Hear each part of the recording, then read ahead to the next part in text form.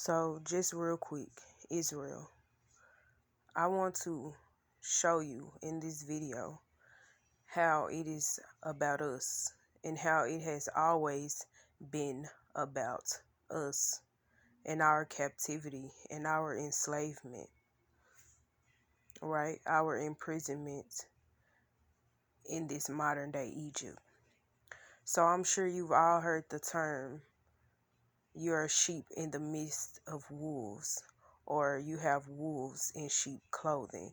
Now I'm going to go into further detail on what the Most High means when he actually says that, because it actually has a deeper meaning. Now, throughout scripture, the Most High, the God of Israel, the true and living God, he refers to the sheep of his pasture, which would be us, Israelites. He refers to us as sheep, and he refers to our enemies as the wolves. And before I go on, I want you to know that we are sheep in the midst of wolves. We are surrounded by our oppressors. But let me tell you what the term sheep refers to and what the term wolves refers to. Actually, I'm not going to just tell you, I'm going to show you. So I was reading the book of Enoch, and I came across something, and it's in connection with the book of Exodus.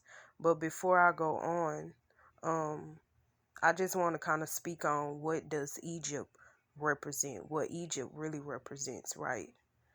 Egypt represents a place of imprisonment, a loathsome servitude, right? A place of enslavement for the Israelites. That's all Egypt is. Just like now, we are enslaved, y'all. Israel, we are enslaved in America, aka Babylon, aka the modern day Egypt. And everyone knows who we are. We are being hunted and we are being oppressed on purpose. This is not a coincidence. It's not an accident or anything like that. It's nothing new under the sun, and this has always been happening to us. This is not our first go round being in captivity, but it is the last time that we will be in captivity, because we are in the last days. That is very much true. And the God of Israel is going to return and destroy this hellhole. Now, Exodus. What does Exodus mean? Exodus just means the departure of Israel, of the Israelites from Egypt. That's all it means. It means the liberation, right, of the people of Israel. What does it mean to be liberated? It means to be set free. What are we being set free from? From our enslavement, right? Now, you all know, or you might ask if you don't know, how did God, or the Most High, the God of Israel, bring us Israelites out of Egypt, right? And he did that by parting the sea so that we can cross. And he allowed the Egyptians that went in behind us, that was chasing the Israelites, he allowed them to drown, right? Right. So without further ado, let me go ahead and jump right into this. But even in the book of Jeremiah, the Most High speaks on this. Jeremiah 50:6, he says, "My people have been lost sheep." He's talking about Israel. In the book of Psalms 74:1, he said, "Why does your anger smoke against the sheep of your pasture?" He's talking about Israel. Psalms 103, "We are the sheep of his pasture." He's talking about Israel. Jeremiah 50:17, Israel is a hunted sheep, driven away by lions. He's talking about Israel. Israel. It's all about you. It's all about us, and it always has been. Now, let me show you guys something really quick. Now, before I get into this, I'm going to speak on something real quick. Now, you all know Abraham gave birth to Ishmael, right? And Isaac. And Isaac fathered Esau. And he also fathered a sheep. And the sheep will be Jacob. Now, Jacob had 12 sheep, right? That's the beginning of the 12 tribes of Israel, who are the 12 patriarchs and the beginning of the 12 tribes. That lets you know right there that all of the 12 tribes of Israel were Hebrew people, right? Right. What does patriarch mean? Patriarch just means the fathers of the human race. Abraham, Isaac, and Jacob and their forefathers are the sons of Jacob, the fathers of the human race, aka the Hebrew people, right? Right. Now, I'm going to get into the connection between Exodus and the book of Enoch, and how when the Most High says the sheep, he's talking about Israel, and when he's talking about the wolves, he's talking about the Egyptians. And what did I tell y'all Egypt really means? It's just imprisonment, enslavement, right? That's all that it is. Our enemies, basically.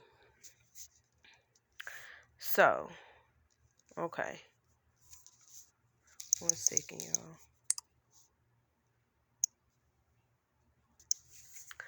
Okay. So, first off, now, like I said, Abraham gave birth to Ishmael. Now, that will be referred to as the wild ass, right? And Isaac. Isaac will be the white bull. And Isaac fathered a boar, which will be Esau. And a sheep, which will be Jacob, right? Y'all, this is all code. It's all in code. It just has to be decoded, right? And like I said, Jacob had 12 sheep, which were Israelites, right? Which are the 12 patriarchs, meaning the beginning, the fathers, the forefathers, the beginning of the 12 tribes, the 12 tribes of Israel. So it then goes on to say, and when those 12 sheep, meaning those 12 Israelites, had grown, they gave up one of them to the asses, right? Remember I told y'all the wild ass would be to Ishmael. The asses again gave up that sheep, that Israelite, to the wolves. The wolves are referring to the Egyptians. And that sheep, that Israelite, grew up among the wolves, meaning that Israelite grew up among the Egyptians. Now, real quick, if you read Genesis 37:25 through 39, you will know that Joseph was sold to the Ishmaelites or the Mennonites as a slave, and they in turn sold him to the Egyptians, right? Will be the wolves. And it said, and the Most High brought the 11 sheep, the Israelites, right? Now it's only 11 because remember one got sold, to live with it and to pasture with it among the wolves, amongst the Egyptians. And they multiplied and became many flocks of sheep. Now, this here begins the story of Moses and how the Egyptians, which are the wolves, oppressed the Israelites until Moses led us out of captivity. And I'm going to show y'all right here. This is the book of Enoch. And wherever you see the word sheep, I wrote Israelites. And wherever you see the word wolves, I wrote Egyptians over it. So you can gain an understanding of what it is these passages are really talking about, y'all, because it's in code. It's not talking about a literal sheep or a literal wolf. It's talking about a race of people, right? And the wolves. So you will read it like, and the Egyptians began to fear them. Who are them? Us Israelites. And they oppressed them, and they destroyed their little ones, and they threw their young into a deep river. But those sheep, those Israelites, began to cry aloud on account of their little ones and complain to their God. And if you notice, it's also a distinction on their God, because these Egyptians, y'all, our oppressors, they worship false gods. Their God is not the same God that we serve. We serve the true and living God, the creator of heaven and earth and all things therein. These Egyptians, our oppressors, worshipped idols, wood and stone, gold and silver, gods that cannot save. Right? Right. So it is a difference. These are not our people, Israel. And you get a lot of Israelites always trying to get into this Egyptology shit and trying to be like trying to be like our oppressors, these heathens. And they do not serve the same God we serve. Egyptians worship the serpent. They worship the serpent. Excuse me, I had clicked off, but yeah. And the sheep, which is Israelite, which had been saved from the wolves, from the Egyptians, fled and escaped to the wild asses. And I saw the sheep, and I saw the Israelite, how they lamented and cried, and besought their Lord with all their might unto the Most High. The Lord of the sheep, the father of the Israelites, descended at the voice of the Israelites from a high abode, and came to them and pastured them. And he called the Israelites which had escaped the Egyptians, and spoke with it concerning the Egyptians, that he should admonish them not to touch the Israelites. And the Israelites went to the wolves, went to the Egyptians according to the word of their father. And another Israelite met it and went with it, and the two went and entered together into the assembly of those Egyptians, and spoke with them and admonished them not to touch the sheep from then on, not to touch the Israelites from then on. And on it I saw the Egyptians, and how they more harshly oppressed the sheep, oppressed the Israelites with all their power, and the Israelites cried aloud. And the Most High came to the Israelites, and they began to beat those Egyptians. And the Egyptians began to make lamentation, but the Israelites became quiet and ceased to cry out. And I saw the Israelites until they departed from among the Egyptians, but the eyes of the Egyptians were blinded, and the Egyptians departed in pursuit of the Israelites with all their power. Now, before I continue to read, let me show you guys something. The Reaping. If you have not seen this movie called The Reaping, I advise you to go and watch this movie. I'm telling you, Israel, it's about you. It's about us, and it always has been. Now, in this movie, The Reaping, this movie shows the plagues, right? All of the 10 plagues that the Most High, the God of Israel, inflicted on Egypt to convince Pharaoh to allow the Israelites to depart from slavery. Each plague was confronting Pharaoh and one of his Egyptian gods, right? And these plagues served as a sign and a marvel given by the God of Israel to answer Pharaoh. Since Pharaoh was taunting and he was saying that he do not know the Most High. That's why the Most High said, the Egyptians shall know that I am the Lord, that I am God. Right? Right. Now, in this movie, it shows all 10 plagues. And all of these plagues were sent by God. If you go back and you read the book of Exodus, you know about when the Most High turned water to blood. He sent the frogs. He sent lice. He sent wild animals and flies. It was a pestilence of the livestock. He put boils on them. He sent thunderstorms of hell and fire. He sent locusts. It was darkness for 3 days, and also the death of the firstborn son. Right? Now, this movie, The Reaping, shows all of these plagues. Israel, it's all about you. They show you. Now, even if you read the summary of this movie, it tells you, it says, a former Christian missionary loses her faith after the tragic death of her family. Now she applies her expertise to debunking religious phenomena when a series of biblical plagues, right? Biblical plagues. I just told y'all the biblical plagues that the Most High sent upon Egypt so that they could let us Israelites go, right?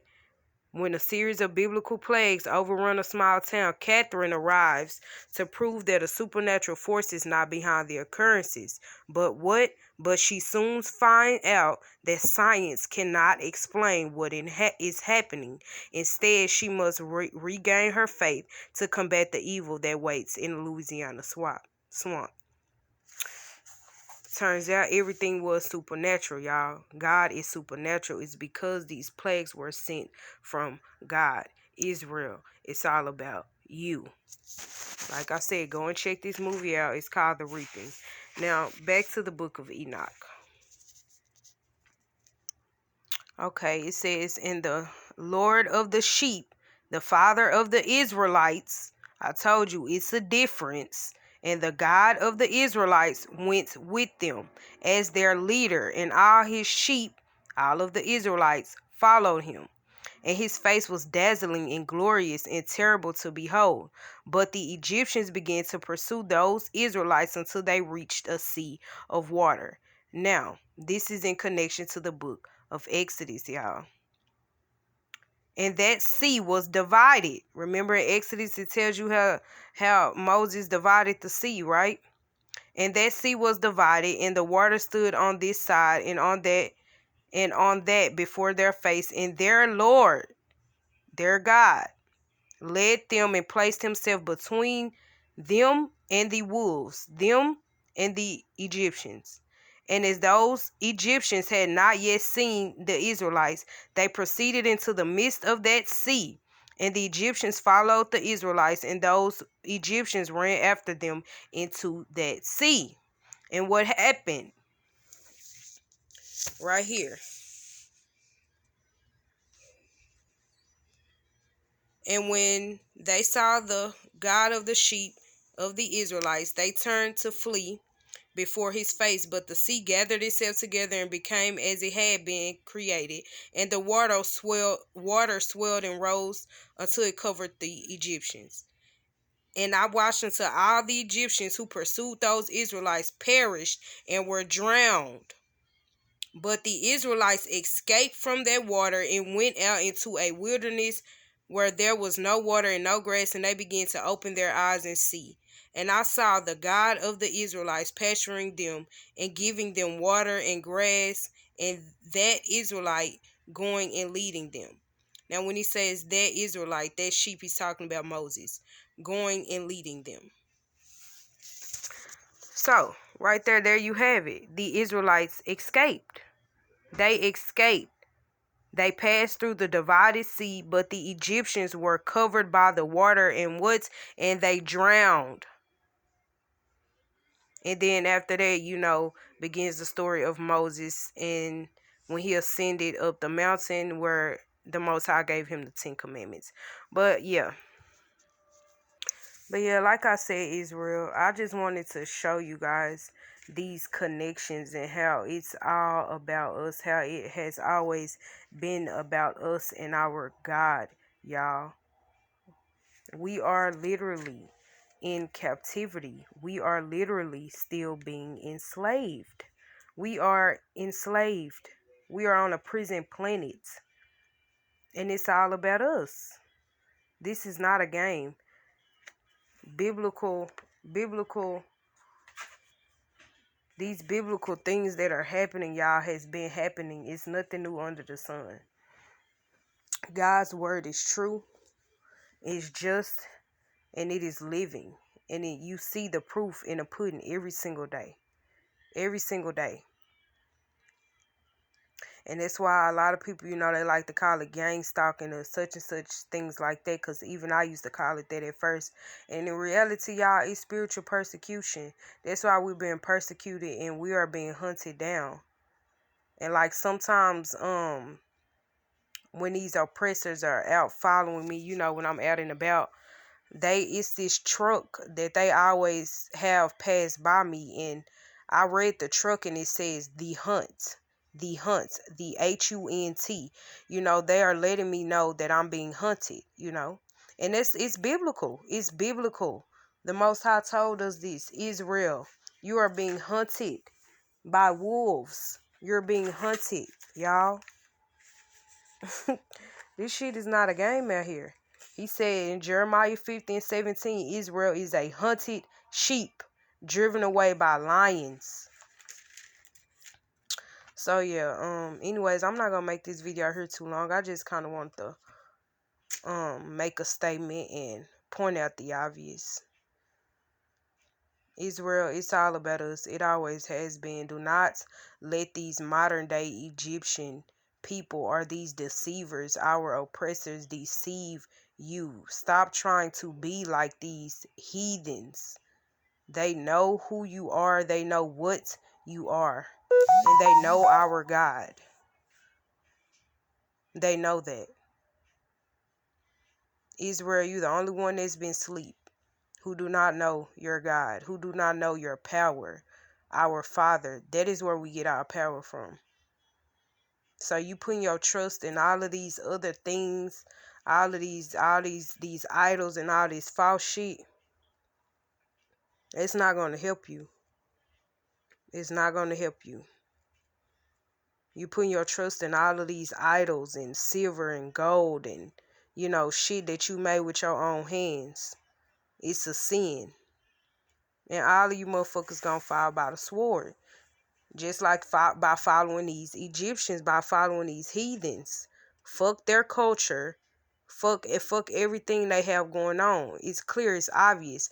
The Most High made a distinction. He is not their God. And their gods, which are not gods at all, but nothing but idols, are not our gods. They're not.